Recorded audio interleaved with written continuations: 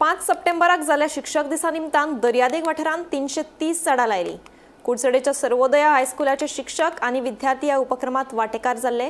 ह्या उपक्रमांतल्यान पर्यावरण संवर्धन आनी जापसालदारकेचो संदेश दिला। RFO राजेश नायक हांच्या नेतृत्वाखाला हो उपक्रम चालीक लायलो।